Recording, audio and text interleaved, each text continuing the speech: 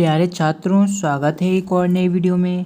छात्रों, आपके लिए फाइनली हम लेकर आ चुके हैं जो आपका कक्षा 9वीं का जो हिंदी का जो रियल पेपर है उसका संपूर्ण सॉल्यूशन इस वीडियो में मैं आपको बताने वाला हूं। ठीक है, यदि आप भी कक्षा 9वीं के हिंदी के पेपर में पूरे 75 में से 75 अंक लाना चाहते हैं अपने त्रैमासिक परीक्षा में, जो कि आपकी 2022-23 में होगी, तो आपको क्या करना पड़ेगा, आपको इस वीडियो को पूरा लास्ट तक देखना होगा। ठीक है, यदि स्टूडेंट्स आप इस वीडियो को पूरा लास्ट तक देखेंगे तो आप पूरे 75 अंक ला पाएंगे, क्योंकि पूरा फुल सॉल्यूशन जो आपका पेपर है रियल वाला पेपर उसका संपूर्ण सॉल्यूशन लेकर आ चुके हैं। ठीक है, जो आपका पेपर वायरल हो रहा है उस पेपर का संपूर्ण सॉल्यूशन आपको इस चैनल पर मिलेगा। ठीक है, क्योंकि सबसे पहले सॉल्यूशन आपको हमारे चैनल पर मिलता है, तो वीडियो को पूरा एंड तक देखिएगा। ठीक है, जैसा कि आप जानते हैं पिछले साल की अपेक्षा इस साल आपका पैटर्न त्रैमासिक का चेंज हो गया है। इस साल जो आपका पेपर है वो 80 का ना आते हुए आपका 75 का आपका पेपर आने वाला है। ठीक है, तो ये आपका पेपर इस तरीके का 75 नंबर का आएगा, सेम टू सेम।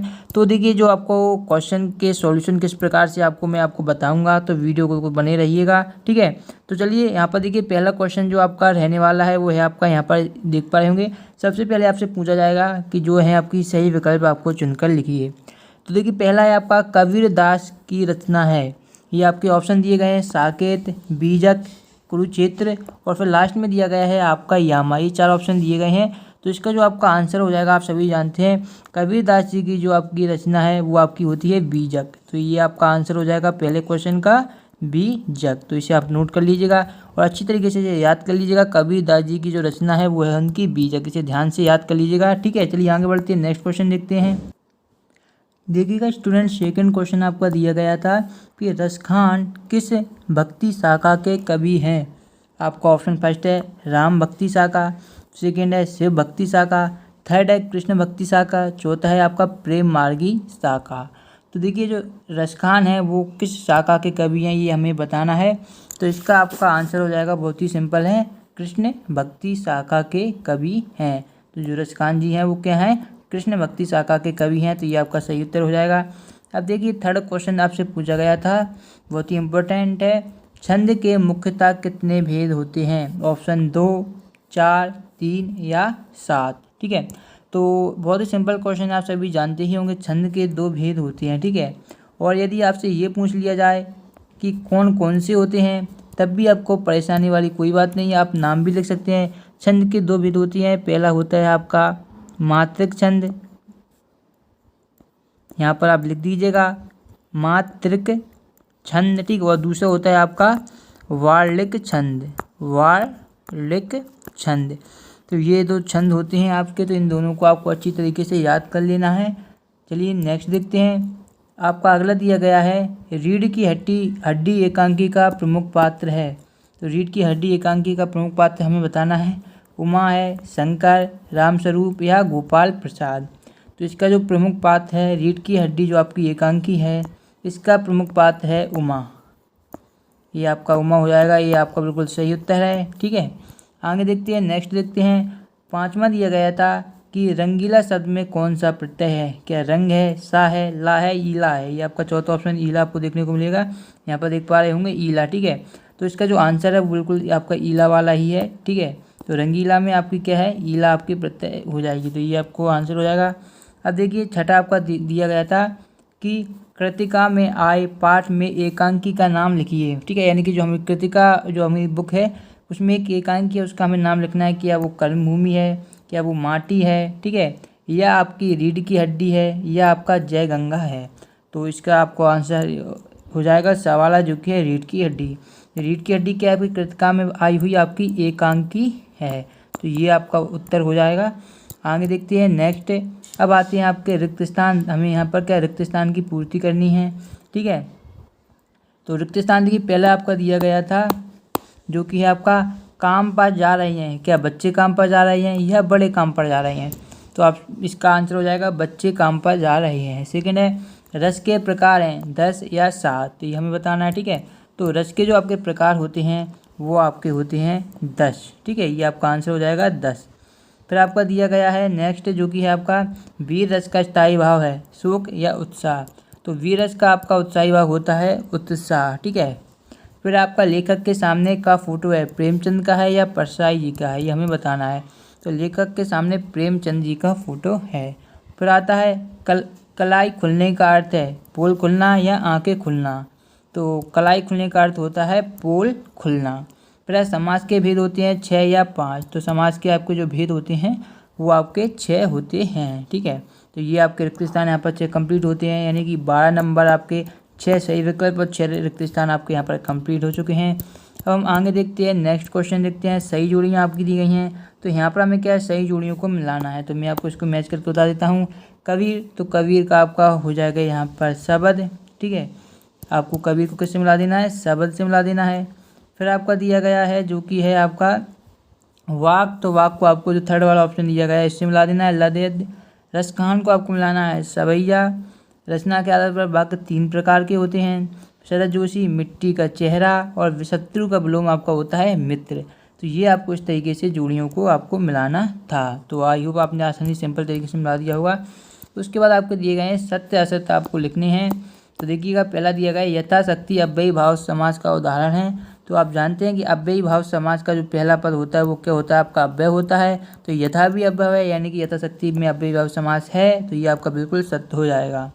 फिर आपका सच्चा ज्ञानी वही है, यहाँ पर क्या आएगा आपका, सच्चा ज्ञानी वही है जो स्वयं को जानता है। तो बिल्कुल सही है, जो स्वयं को जानता है वही सच्चा ज्ञानी होता है, सत्य हो जाएगा। निराला की रचना कुकुरमुत्ता है, तो ये भी सत्य हो जाएगा। रामचरितमानस एक महाकाव्य है, तो ये भी आपका सत्य हो जाएगा। ठीक है, झूरी बैलों को देखकर गदगद हो गया, तो ये भी सत्य है। मुंह की गाना का अर्थ है मुंह से खाना, तो ये आपका असत्य हो जाएगा। लास्ट वाला आपका क्या है, केवल असत्य है। बाकी सभी जो आपके 5 दिए गए हैं ये आपके बिल्कुल ट्रू यानी कि सत्य हैं। अब देखिएगा, अब दिया गया एक शब्द वाक्य में हमें उत्तर देना है कि कवित्री का घर जाने की चाहत से क्या तात्पर्य है। तो कवित्री का घर जाने की चाहत से तात्पर्य इस भाव सागर से मुक्ति पाकर प्रभु की शरण में जाने से है। तो ये पहले का आंसर हो जाएगा। ठीक है, एक बार फिर बोल देता हूँ, इस भाव सागर से मुक्ति पाकर प्रभु के शरण में जाने। ठीक है, फिर सेकेंड है दोहे के प्रथम चरण में कितनी मात्राएं होती हैं। तो दोहे के प्रथम चरण में आपकी 13 यानी कि 13 मात्राएं होती हैं। तो ये आपका आंसर हो जाएगा। दूसरे का थर्ड है आपका हिंदी साहित्य के प्रथम उपन्यास सम्राट कौन है। प्रथम ने उपन्यास सम्राट पूछा गया है, तो ये आप सभी जानते होंगे, मुंशी प्रेमचंद को हम क्या उपन्यास सम्राट के नाम से जानते हैं। तो मुंशी प्रेमचंद आपका बिल्कुल सही उत्तर हो जाएगा। फिर दिया गया था अंधकार का तद्भव रूप लिखिए। तो इसका जो तद्भव रूप होता है वो आपका हो जाएगा अंधेरा। फिर आपका आँखों का तारे होने का क्या अर्थ है। तो आँखों के तारे होने का जो अर्थ होता है वो होता है बहुत प्यारा होना। जब कोई हमें बहुत प्यारा होता है तो हम उसे बोलते हैं ये हमारी आँखों का तारा है, बहुत प्यारा होना। ठीक है, अब इसके बाद नेक्स्ट दिया गया ये 5वें का आंसर है। नेक्स्ट दिया गया है लेखिका के नाना पढ़ाई करने कहाँ गए थे। तो लेखिका के नाना पढ़ाई करने के लिए इंग्लैंड गए थे। तो ये आपका आंसर हो जाएगा इंग्लैंड, जो कि आपका 6ठे क्वेश्चन का आंसर है। ठीक है, तो यहाँ पर आपके क्या है जो 30 ऑब्जेक्टिव क्वेश्चन थे उनके मैंने सभी के आपको आंसर बता दिए हैं। ठीक है, इनके बाद आपके 2 अंक 3 अंक 4 अंक के क्वेश्चन आते हैं, तो उन्हें भी आप यहाँ पर देख सकते हैं। जैसे कि 6ठा क्वेश्चन आपका दिया गया था कि पति पत्नी ने मेहमानों के लिए भोजन में कौन सी चीज़ें बनाई थी। ठीक है, इसके अथवा का क्वेश्चन देख सकते हैं। इसके अथवा में दिया गया था जल के भीतर से वृद्ध मछली ने सभी जीव जंतुओं से क्या कहा। ठीक है, तो इन 2 अंकों को और जितने भी आपके जो आपके क्वेश्चन आंसर वाले क्वेश्चन होते हैं इन सभी के आंसर आपको कहाँ पर मिलेंगे वो भी मैं आपको वीडियो के अंत में बताऊंगा। ठीक है, तो जितने भी क्वेश्चन दिए गए हैं, जैसे कि यहाँ पर आपका दिया गया है कि डायरी थका हुआ हूँ, अब बातें नहीं कर सकता, शुभ रात्रि, यह बात लेखक ने कब कहा और उसने यह बात क्यों कही थी। ठीक है, तो 8वां है बरसात के मौसम में क्या क्या होता है। पर्यायवाची शब्द की परिभाषा को हमें उदाहरण सहित समझाना है। ठीक है, अब इन जितने भी क्वेश्चन दिए गए हैं इनको याद कर लेना है। इनके आंसर के लिए मैं आपको बता देता हूँ कहाँ पर मिलेंगे। ठीक है, जो द्विगोत्तीय प्रश्न है ये आप यहाँ पर देख सकते हैं। ठीक है, ये आपके दिए गए हैं, यहाँ पर आप देख लीजिए। आपको जो एप्लीकेशन है आपका हेतु प्रार्थना पत्र, अपने मित्र को जन्मदिन के लिए बधाई पत्र, निबंध, पानी का महत्व, पर्यावरण प्रदूषण, विद्यार्थी और अनुशासन, जीवन में खेलों का महत्व, हमारा राष्ट्रीय पर्व। ठीक है, ये करने हैं। इन सभी के आंसर आपको देखना चाहते हैं तो आपको क्या है गूगल ओपन कर लेना है। ठीक है, जैसे मैं कर रहा हूँ यहाँ पर गूगल ओपन करने के बाद स्टूडेंट आपको यहाँ पर सर्च करना है MP, उसके बाद आपको लिखना है बोर्ड क्लास 9th हिंदी त्रैमासिक पेपर 2022, ठीक है। फिर आपको यहाँ पर लिखना होगा जो मैं आपको बता रहा हूँ, स्टडी विद हेमेंद्र, ठीक है। ध्यान में रखिएगा, ये लास्ट में जो मैंने आपको लिखवाया, ये आपको जो मैंने आपको यहाँ पर लास्ट में बताया, ये आपको अवश्य लिखना है, ठीक है। यदि आप संपूर्ण सॉल्यूशन देखना चाहते हैं तो ये आपको अवश्य लिखना होगा। तो ये आपको इसको लिखकर यहाँ पर क्या सर्च बटन पर क्लिक कर देना है। जैसे ही आप सर्च करेंगे तो यहाँ पर थोड़ा आपको नीचे स्क्रॉल करना पड़ेगा, ठीक है। नीचे आप जैसे ही जाएंगे तो यहाँ पर देखिए आपको कोई सी भी नवी की जो पोस्ट देखने को मिलेगी, उसको ओपन कर लें। जैसे कि यहाँ पर कक्षा नवी विज्ञान आपको दिख रहा है, ठीक है। तो आपको क्या इस पर क्लिक कर देना है, या आप थोड़ा नीचे जाएंगे तो आपको मिल जाएगा। यदि आप इसी पर क्लिक करेंगे, चलिए मैं आप बता देता हूँ, इस पर जैसे ही आप क्लिक करेंगे तो इस टाइप का आपको पेज ओपन हो जाएगा। तो आपको थोड़ा नीचे स्क्रॉल करके थोड़ा नीचे जाना है, ठीक है। जैसे ही आप थोड़ा नीचे जाएंगे तो यहाँ पर आप देख पाएंगे, यहाँ पर आपको एक ऑप्शन देखने को मिलेगा, कक्षा नवी हिंदी त्रैमासिक पेपर 2022-23, ठीक है। तो कक्षा नवी हिंदी के आपको इस पर क्लिक कर देना है। इस पर जैसे ही आप क्लिक करेंगे तो आपके सामने बिल्कुल जो मैंने आपको बताया था संपूर्ण सॉल्यूशन आपको यहाँ पर मिल जाएगा। यहाँ से आप इसकी PDF को भी आसानी से डाउनलोड कर पाएंगे। यहाँ पर पहले आपको जानकारी बताई गई है किस प्रकार से आपको क्या है, पेपर पैटर्न कैसे रहने वाला है, ठीक है। PDF कहाँ पर मिलेगी, टाइम टेबल आप डाउनलोड कर सकते हैं यहाँ से, ठीक है। पहले आपको पेपर के बारे में पूरी यहाँ पर जानकारी दी गई, कैसे आपका आएगा। देखिए पैटर्न के बारे में बताया गया है, 30 ऑब्जेक्टिव आएंगे, यहाँ पर आप देख पा रहे होंगे। 6 अंक के निर्धारित 30 शब्द 75 शब्द, ये आपका पैटर्न रहेगा त्रैमासिक एग्जाम का। वो सभी यहाँ पर आपको जानकारी दी गई है। PDF यहाँ से आप देखिए, PDF को यहाँ से आप डाउनलोड कर सकते हैं।